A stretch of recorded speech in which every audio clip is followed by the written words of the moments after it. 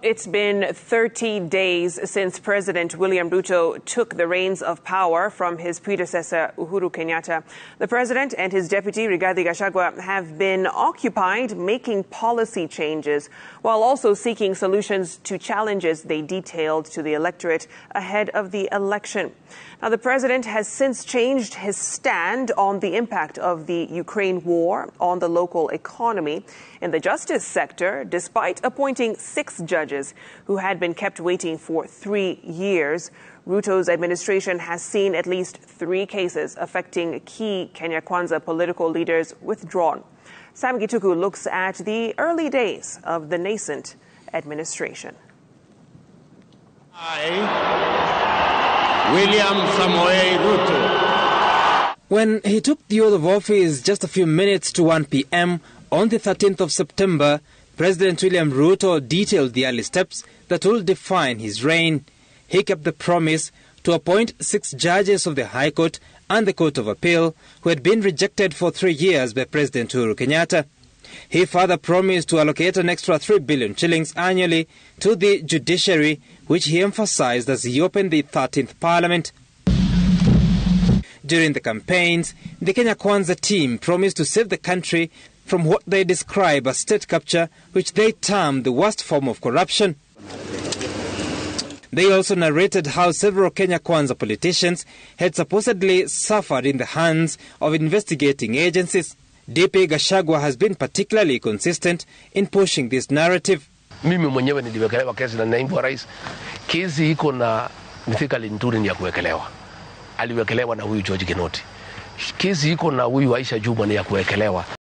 The Ruto Rigathi tenure clocks 30 days. The cases against cabinet nominees Aisha Jumwa and Mithika Linturi have been withdrawn.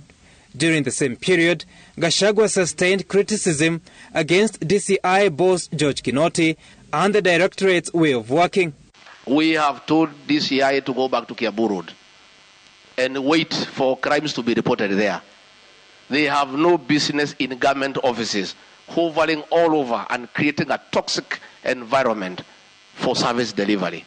At exactly 2 weeks since taking office, Ruto announced the resignation of DCI boss George Kinoti and the exit of his boss Inspector General Hilary Mutyambai, citing different reasons. During the campaigns, the Kenya Kwanza team rode on an economic transformation platform. Upon ascending to the high office, the president announced a fertilizer subsidy, releasing 1.4 million.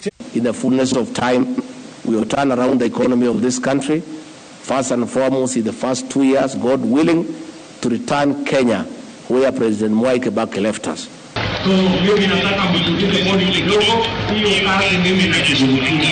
In the run-up to the election, Ruto, then deputy president, was at loggerheads with President Kenyatta as he dismissed claims that the Ukraine war was hurting the Kenyan economy. Barely 2 weeks after taking office, Ruto acknowledged the correlation. We are all bearing the brunt of what that conflict portends for us.